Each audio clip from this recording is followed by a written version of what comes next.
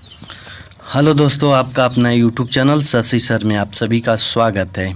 आज हम लोग हिंदी प्रैक्टिस सेट 19 को सॉल्व करेंगे। तो इसमें इसको ध्यानपूर्वक देखिएगा, बहुत ही इम्पोर्टेंट क्वेश्चन लेकर उपस्थित हुए हैं। बहुत ही महत्वपूर्ण क्वेश्चन इसमें है जो परीक्षा की दृष्टि से बहुत ही महत्वपूर्ण है। तो आप लोग बने रहिए हमारे साथ और देखिए आज हिंदी प्रैक्टिस सेट 19 का ये आज का पहला क्वेश्चन। आज का पहला क्वेश्चन देखते हैं। पहला क्वेश्चन है, चतुर का सही विलोम शब्द होगा। चतुर का सही विलोम शब्द बताना है आप लोगों को। पहला ऑप्शन है मूढ़, बी है गूढ़, सी है स्थिर और डी है ये सभी। तो कौन सा इसमें ऑप्शन होगा? चतुर। चतुर का अर्थ क्या होता है? चतुर का अर्थ होता है जिसकी बुद्धि प्रखर हो। जिसकी बुद्धि प्रखर हो उसे चतुर बोला जाता है। यानी इसको बोलें तो होशियार। होशियार चतुर मतलब हो गया। अब इसका विलोम शब्द बताना है तो इसका विलोम शब्द परम मूर्ख होना चाहिए, ना समझ होना चाहिए। तो किसका मतलब होता है? तो इसमें देखें तो मूढ़ का मतलब क्या होता है? परम मूर्ख होता है। परम मूर्ख होता है या ना समझ होता है। ना समझ होता है। तो इसमें आपका ऑप्शन कौन सा सही हो जाएगा? तो ऑप्शन ए आपका बिल्कुल सही हो जाएगा। मूढ़ चतुर का विलोम शब्द होगा। तो option number A is correct. आइए दूसरा क्वेश्चन देखते हैं। दूसरा क्वेश्चन है, गति शब्द के अनेकार्थ शब्द समूह का चयन कीजिए। पहला ऑप्शन है चाल, गमन, ज्ञान। बी ऑप्शन है शिक्षक, बड़ा, भारी। सी है हल्दी, नदी, दुर्गा और डी है विष्णु, कुम्हार, गांव का पुरोहित। तो कौन सा ऑप्शन इसमें होगा? तो गति का अनेकार्थिक शब्द की बात करें तो गति का अनेकार्थिक शब्द होगा मोक्ष। मोक्ष होगा, हालत होगा, प्रमाण होगा, प्रमाण, मुक्ति होगा, मुक्ति, कर्मफल होगा, कर्मफल, कर्मफल, दशा होगा और चाल होता है, गमन होता है और ज्ञान होता है। ये गति के अनेकार्थिक शब्द है। यानी ऑप्शन नंबर आपका कौन सा सही हो जाएगा? तो आपका ऑप्शन नंबर गति का चाल हो जाएगा, गमन हो जाएगा, ज्ञान हो जाएगा। ऑप्शन नंबर ए आपका बिल्कुल सही होगा। मोक्ष भी होता है, हालात भी होता है, प्रमाण भी होता है, मुक्ति भी होता है, कर्मफल भी होता है, दशा भी होता है। तो आपका ऑप्शन पहला करेक्ट हो जाएगा। आइए अगला क्वेश्चन देखते हैं। अगला क्वेश्चन देखें तो इसमें दूसरों से आगे बढ़ने की इच्छा के लिए एक शब्द क्या होगा? पहला ऑप्शन है स्पर्धा, बी है ईर्ष्या, सी है क्रोध और डी है द्वेष। तो क्या कहते हैं? दूसरों से आगे बढ़ने की इच्छा रखने वालों को क्या कहते हैं एक शब्द में? तो ऑप्शन नंबर आपका ए बिल्कुल सही हो जाएगा, स्पर्धा। Option number A is correct. आइए अगला क्वेश्चन देखते हैं। निम्नलिखित में से कौन सा शब्द पुल्लिंग है? पुल्लिंग शब्द बताना है आपको। तो पहला ऑप्शन इसमें दिया है सूर्य, बी दिया है क्रोध और सी दिया है घड़ा और डी दिया है ये सभी। तो कौन सा इसमें ऑप्शन आपका सही हो जाएगा? पुल्लिंग शब्द बताना है। पुल्लिंग शब्द कौन सा इसमें हो जाएगा? तो इसमें पुल्लिंग शब्द की बात करें तो अकारांत और आकारांत शब्द प्रायः पुल्लिंग होते हैं। इसमें देखें तो सूर्य, क्रोध, घड़ा ये सभी क्या हैं? पुल्लिंग है। ये सभी पुल्लिंग है। यानी आपका ऑप्शन इसमें डी बिल्कुल सही हो जाएगा, क्योंकि सूर्य, क्रोध और घड़ा दोनों क्या हैं? तीनों क्या हैं? ये पुल्लिंग हैं। और पुल्लिंग और देखें तो राम हो जाएगा, राम, चीता हो जाएगा, चीता, घोड़ा हो जाएगा, कपड़ा हो जाएगा। इस प्रकार के जो शब्द आते हैं वो क्या होते हैं?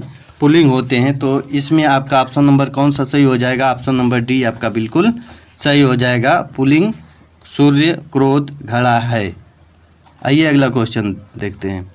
निर्देश में प्रश्न नीचे दिए गए 4 विकल्प में से तत्सम शब्द का चयन कीजिए।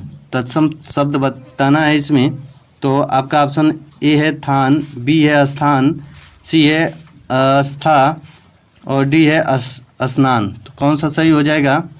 तो तत्सम शब्द जो संस्कृत के शब्द हिंदी में बिना परिवर्तन किए प्रयोग किए जाते हैं उन्हें तत्सम शब्द कहते हैं।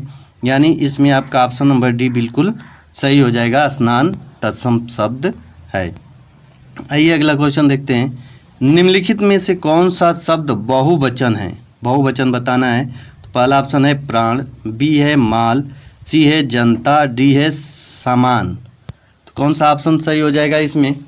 तो इसमें प्राण जो है आपका सदैव बहुवचन में प्रयोग होने वाले शब्द हैं और माल, जनता, सामान ये क्या हैं? सदैव एक वचन में प्रयुक्त होने वाले शब्द हैं। एक वचन शब्द हमेशा एक वचन में ये प्रयुक्त होते हैं और प्राण हमेशा बहुवचन में प्रयोग होता है। तो इसमें आपका ऑप्शन कौन सा सही हो जाएगा? बहुवचन पूछा है तो इसमें प्राण आपका बहुवचन हो जाएगा। Option number A is correct. आइए अगला क्वेश्चन देखते हैं। अगला क्वेश्चन देखें तो इसमें दिया है कि तद्भव शब्द का चयन कीजिए। तद्भव शब्द बताना है। तो पहला ऑप्शन है अंत्र, बी दिया है अंध, सी दिया है अंगुष्ठ और डी दिया है अंडी। तो क्या हो जाएगा इसमें? तो इसमें देखें तद्भव शब्द बताना है। तो अंत्र क्या है? तत्सम शब्द है, इसका तद्भव होता है आंत, आंत होता है। अंध का तद्भव शब्द देखें तो अंध का अंधा होता है और अंगुष्ठ का अंगूठा होता है, अंगूठा। और अंडी क्या है? तो ये तद्भव रूप है। अंडी का तत्सम रूप होता है एरंडी। तो इसमें आपका ऑप्शन नंबर कौन सा सही हो जाएगा? तो ऑप्शन इसमें डी आपका बिल्कुल सही हो जाएगा। अंडी क्या है? तद्भव रूप है, इसका तत्सम रूप क्या होता है? एरंडी होता है। आपका ऑप्शन नंबर डी बिल्कुल सही हो जाएगा। आइए अगला क्वेश्चन देखते हैं। अगला क्वेश्चन बहुत ही महत्वपूर्ण क्वेश्चन। सौरभ धीरे धीरे दौड़ा अतः असफल हो गया। इस वाक्य में धीरे धीरे क्या है? क्या है? ऑप्शन देखिए। ऑप्शन क्या दिया है? क्या क्रिया है, बी प्रत्यय शब्द है, सी क्रिया विशेषण है और डी विशेषण है। तो क्या है? तो इसमें आपको बताना है।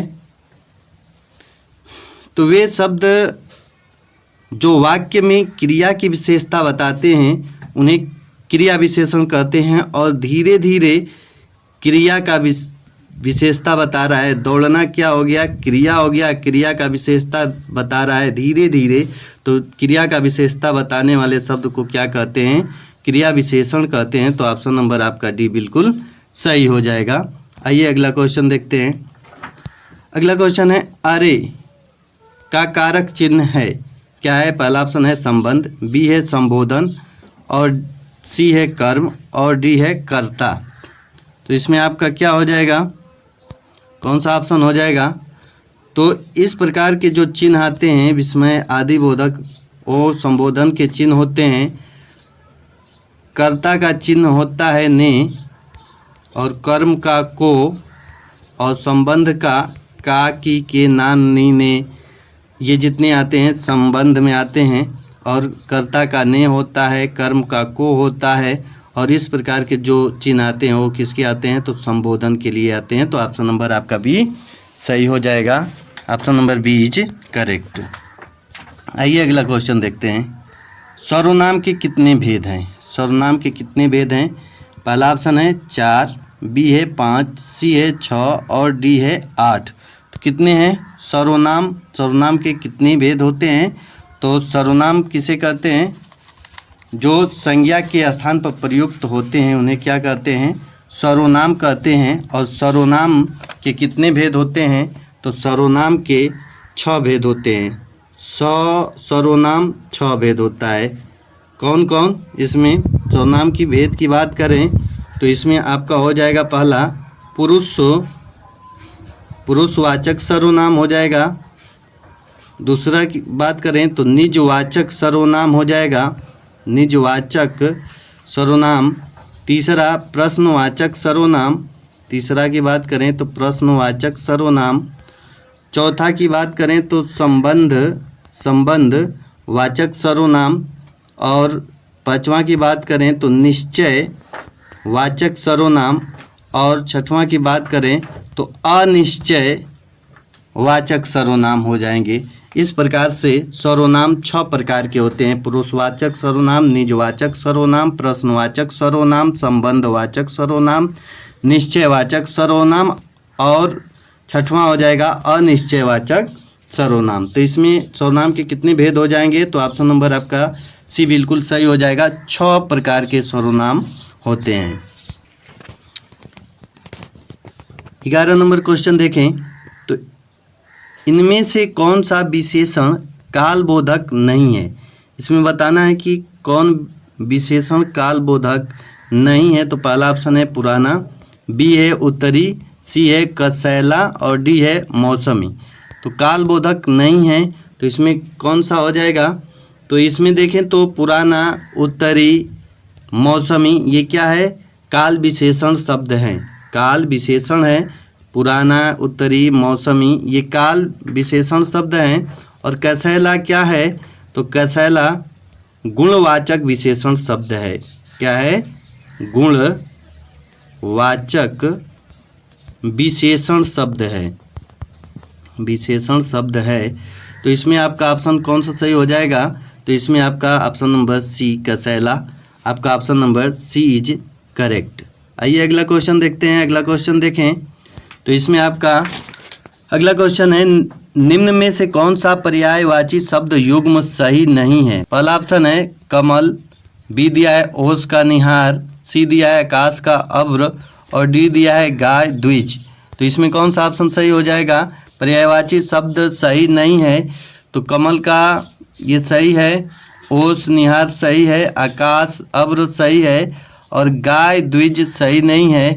गाय का क्या होता है? गौ होता है, गौ। और द्विज मतलब क्या होता है?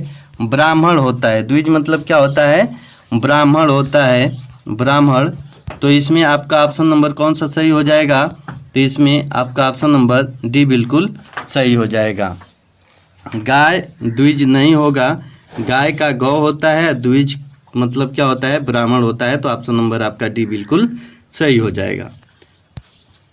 अगला क्वेश्चन देखें, लेख लिखा गया वाक्य में किस वाच्य का प्रयोग हुआ है?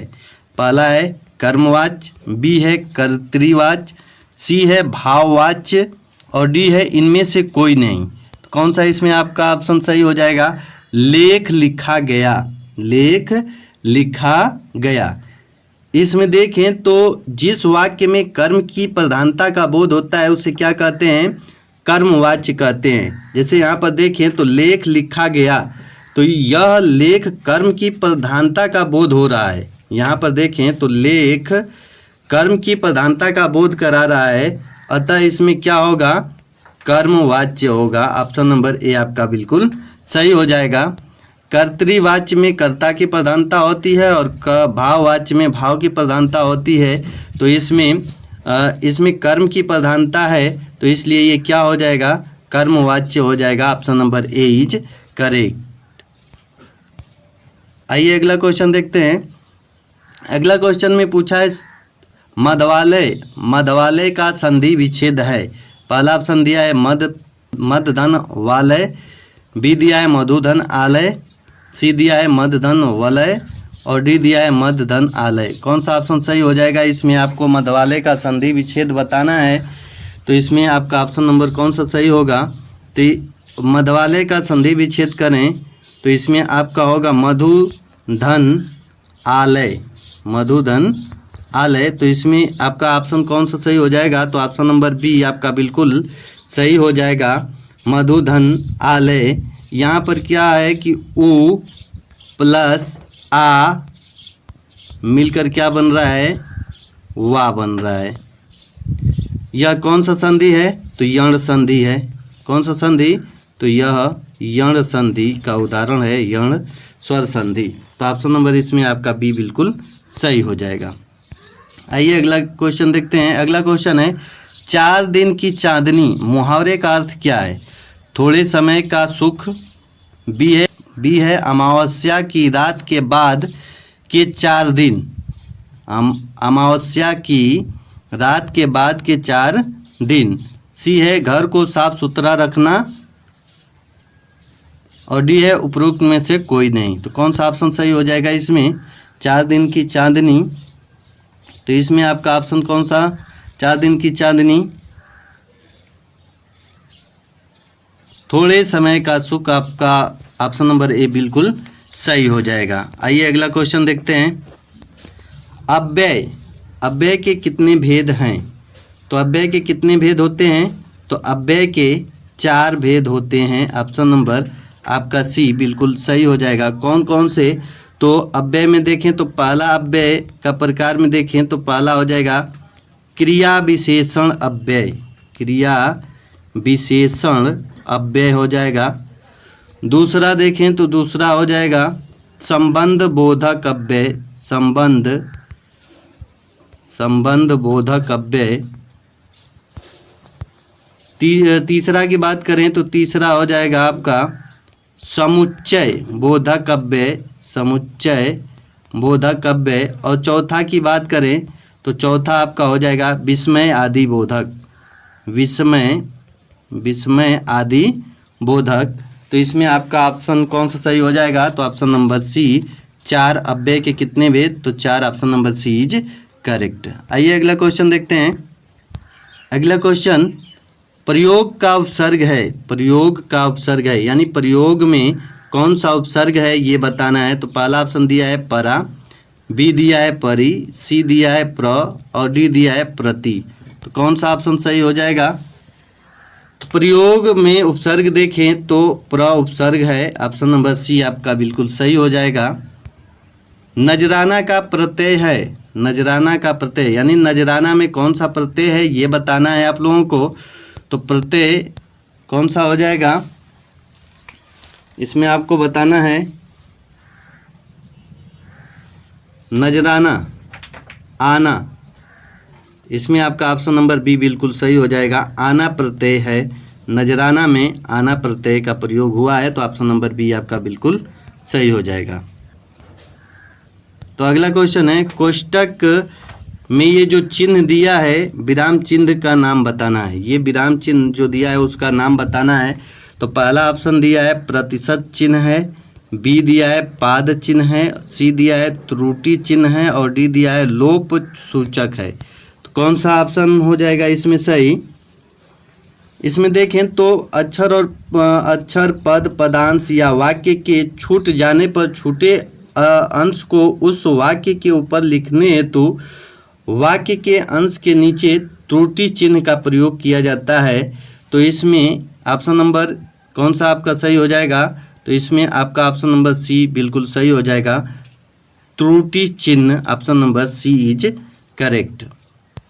आइए अगला क्वेश्चन देखते हैं। अगला क्वेश्चन है श्रृंगार रस के कितने भेद हैं? श्रृंगार रस के कितने भेद हैं ये आपको बताना है। पहला ऑप्शन है 2, बी है 3, सी है 1 और डी है 4। तो इसमें कौन सा ऑप्शन सही हो जाएगा? तो श्रृंगार रस के 2 भेद होते हैं। 2 भेद कौन कौन से? तो एक संयोग श्रृंगार होगा, संयोग श्रृंगार, और एक होता है वियोग श्रृंगार, वियोग श्रृंगार। तो इसमें आपका ऑप्शन नंबर ए बिल्कुल सही हो जाएगा। आइए अगला क्वेश्चन देखते हैं। अगला क्वेश्चन है निम्न में से कौन सा वाक्य व्याकरणीय दृष्टि से शुद्ध है? पहला ऑप्शन कमीज तो सिला गया लेकिन बटन नहीं टंका है, बी है कश्मीर के प्राकृतिक सौंदर्यता पर कौन मुग्ध न होगा, सी है किसी ने मेरी पुस्तक देखी, और डी है मकान की बाईं ओर सड़क है। तो कौन सा ऑप्शन सही हो जाएगा? तो व्याकरणीय दृष्टि से देखें तो इसमें आपका ऑप्शन नंबर डी बिल्कुल सही हो जाएगा, मकान की बाईं ओर सड़क है, option number D is correct हो जाएगा। आइए अगला क्वेश्चन देखते हैं। कान नाक में कौन सा समास है? कान नाक में कौन सा समास है? पहला ऑप्शन है तत्पुरुष समास, बी है द्विगु समास, सी है द्वंद्व समास और डी है कर्मधारय समास। तो कौन सा समास हो जाएगा? जिस समस्त पद में दोनों पद प्रधान होते हैं, यानी नाक कान नाक में दोनों पद प्रधान हैं, तो जिसमें दोनों पद प्रधान हो तथा विग्रह करने के बाद और अथवा या एवं लगता हो, वहाँ कौन सा समास होता है? तो द्वंद्व समास होता है। आपका ऑप्शन नंबर डी बिल्कुल सही हो जाएगा। यहाँ पर कान नाक में कौन सा समास हो जाएगा? तो द्वंद्व समास हो जाएगा। Option number C is correct. आइए अगला क्वेश्चन देखते हैं। भाषा की सबसे छोटी इकाई है। भाषा की सबसे छोटी इकाई क्या है?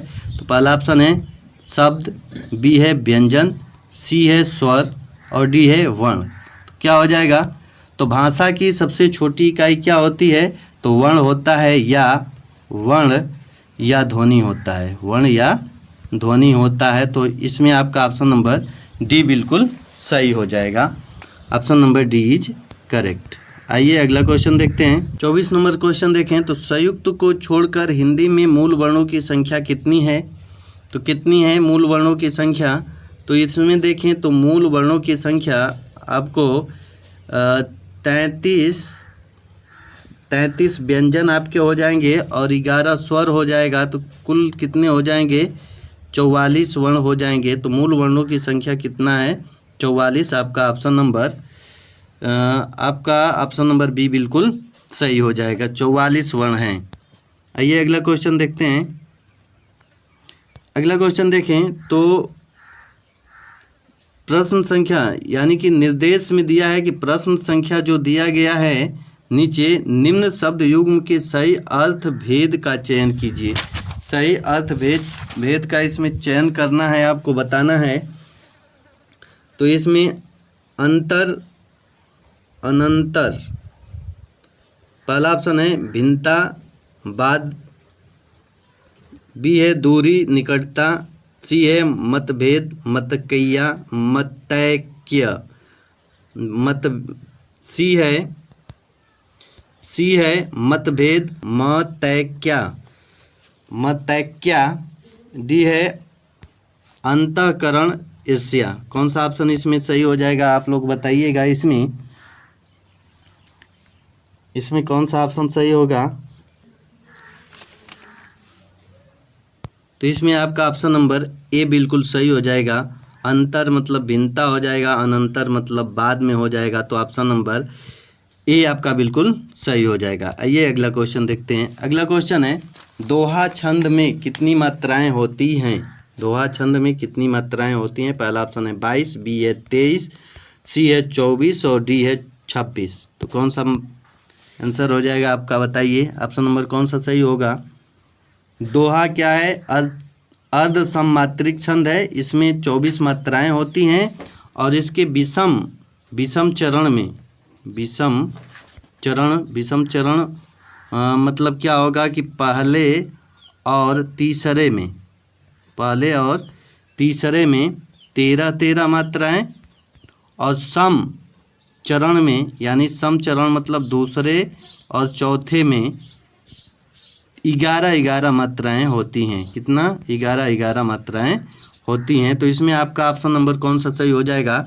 तो दोहा छंद में कितनी मात्राएं होती हैं? तो कितनी मात्राएं होती हैं? तो इसमें आपका ऑप्शन कौन सा सही हो जाएगा?